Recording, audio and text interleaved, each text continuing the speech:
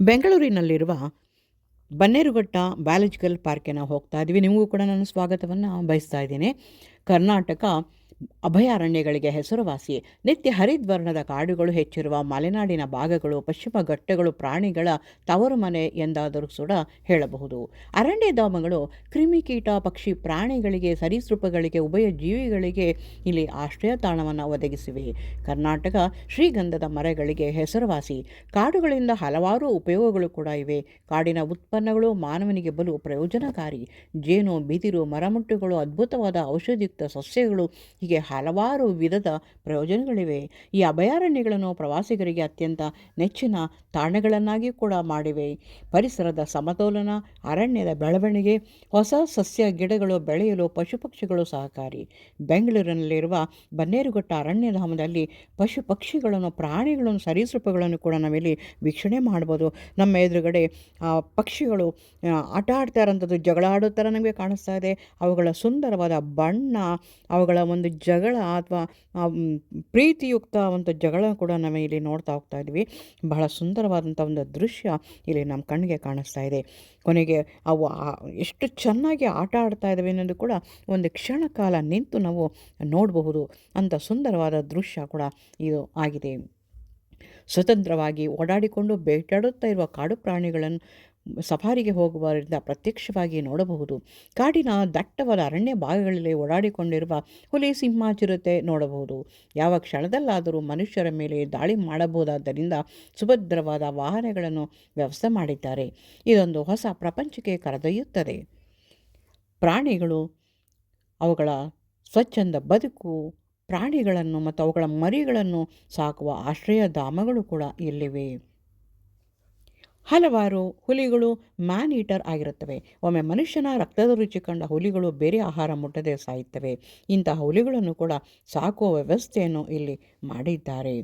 ಆನೆಗಳಂತೂ ದೈತ್ಯಾಕಾರದ ದೇಹವನ್ನು ಉಳ್ಳಂತಹ ಪ್ರಾಣಿ. ಅದರ ಒಂದು ಆ ದೈತ್ಯಾಕಾರವೇ ನಮ್ಮನ್ನು ಮನಸೆಳೆಯುವಂತೆ ಮಾಡುತ್ತವೆ. ಅವುಗಳ ಗಂಭೀರವಾದಂತಹ ನಡೆ ಮತ್ತು ಪ್ರತಿಯೊಂದು ದೇವಸ್ಥಾನ, ಉತ್ಸವಗಳಲ್ಲೂ ಕೂಡ ಈ ಆನೆಗಳನ್ನು ಬಳಸ್ಕೊಳ್ತಾರೆ. ಇದು ಬಹು ಬೇಡಿಕೆಯುಳ್ಳಂತಹ ಒಂದು ದೈತ್ಯಾಕಾರದಂಥ ಪ್ರಾಣಿಯಾಗಿದೆ. ಅದರ ಮರಿಗಳು ಇವೆಲ್ಲವನ್ನು ಕೂಡ ನಾವಿಲ್ಲಿ ನೋಡ್ಬೋದು. ಇಲ್ಲಿ ಜಿಂಕೆಗಳ ಹಿಂಡು ನಮಗೆ ಕಾಣಿಸ್ತಾ ಇದೆ. ಈ ಜಂಗಲ್ ಸಫಾರಿಗೆ ಹೋದರೆ ನಾವು ಇದೆಲ್ಲವನ್ನು ಕೂಡ ಹತ್ತಿರದಿಂದ ನಾವಿಲ್ಲಿ ನೋಡಬಹುದು. ಕಾಡಿನಲ್ಲಿ ಅವೇ ಸ್ವತಂತ್ರವಾಗಿ ಬೇಟೆಯಾಡಿಕೊಂಡು ಬದುಕುವಂಥ ಒಂದು ಜೀವನ ಕಲ್ಪಿಸಿಕೊಟ್ಟಿದ್ದಾರೆ. ಆದರೆ ಪ್ರಾಣಿಗಳ ಸಂಗ್ರಹಾಲಯದಲ್ಲಿ ಇಲ್ಲಿ ವ್ಯವಸ್ಥಾಪಕರೇ ಅದಕ್ಕೆ ಊಟ ಉಪಚಾರಗಳನ್ನು ಮಾಡುವಂಥ ವ್ಯವಸ್ಥೆಯನ್ನು ಕೂಡ ಇಲ್ಲಿ ನಾವು ನೋಡ್ಬೋದು.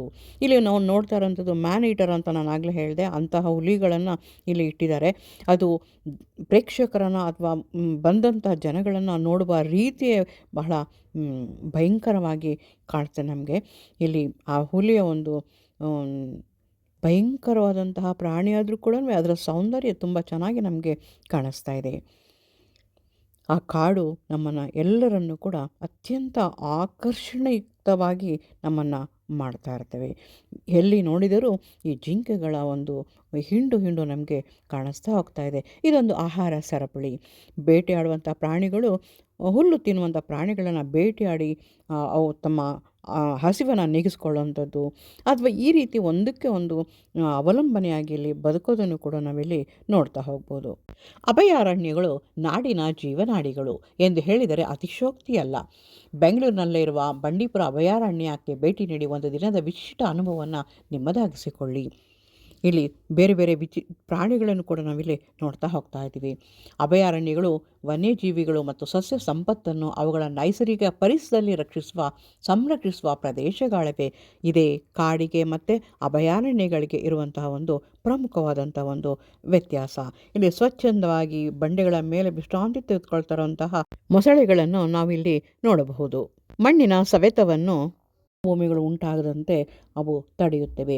ಇಷ್ಟೊಂದು ನಾನಾ ಪ್ರಯೋಜನಗಳು ಇರುವಂತಹ ಈ ಅಮೂಲ್ಯವಾದ ಕಾಡನ್ನು, ಪ್ರಾಣಿಗಳನ್ನು ಉಳಿಸಿಕೊಳ್ಳುವುದು ನಮ್ಮೆಲ್ಲರ ಒಂದು ಕರ್ತವ್ಯವಾಗಿದೆ.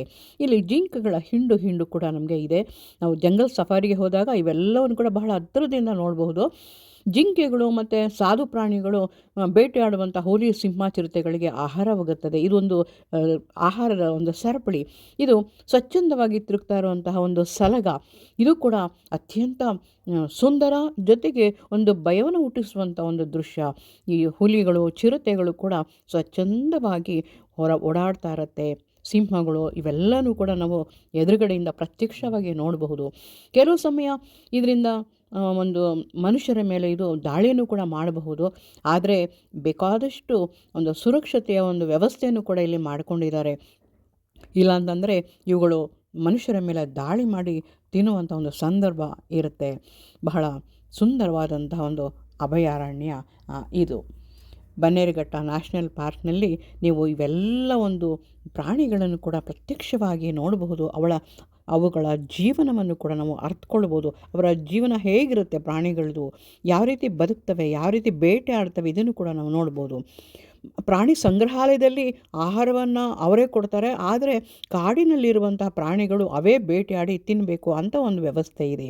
ಆ ರುದ್ರ ರಮಣೀಯ ಸೌಂದರ್ಯವನ್ನು ಹೊಂದಿರುವಂತಹ ಆ ಚಿರತೆಯ ಒಂದು ಭಂಗಿಯನ್ನು ನೋಡೋಕ್ಕೂ ಕೂಡ ಒಂದು ಖುಷಿಯಾಗುತ್ತೆ. ಮತ್ತು ಇಲ್ಲಿ ಬೇಕಾದಷ್ಟು ಜಿಂಕೆಗಳು, ಆನೆಗಳು ಇವೆಲ್ಲ ಕೂಡ ನಮ್ಮ ಎದುರುಗಡೆ ನಮಗೆ ಪ್ರತ್ಯಕ್ಷವಾಗಿ ಕಾಣಿಸುತ್ತೆ. ಮುಳ್ಳು ಹಂದಿಗಳು ಇವುಗಳು ಕೂಡ ಸ್ವಚ್ಛಂದವಾಗಿ ಅಲ್ಲಿ ಓಡಾಡೋದನ್ನು ನೋಡಬಹುದು. ಮತ್ತು ಮೊಸಳೆಯ ಮರಿಗಳು ಅಲ್ಲೆಲ್ಲ ಇರುವಂಥದ್ದನ್ನು ಸಾಕಿ ಬಿಟ್ಟಿರೋಂಥದ್ದನ್ನು ನಾವು ನೋಡ್ಬೋದು. ಮತ್ತು ಕರಡಿಗಳು ಕೂಡ ಇಲ್ಲಿ ಕಾಣಿಸ್ತಾ ಇದೆ. ಮತ್ತು ಅಪರೂಪವಾದಂತಹ ಆ ಬಿಳಿ ಹುಲಿಯನ್ನು ಕೂಡ ನಾವಿಲ್ಲಿ ನೋಡಬಹುದು.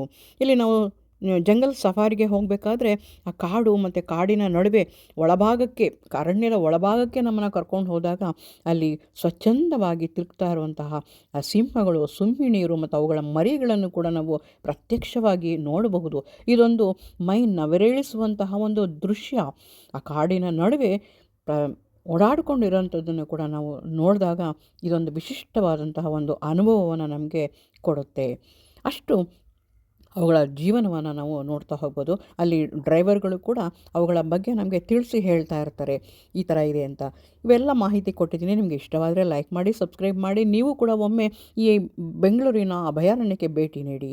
ನಮಸ್ಕಾರಗಳು.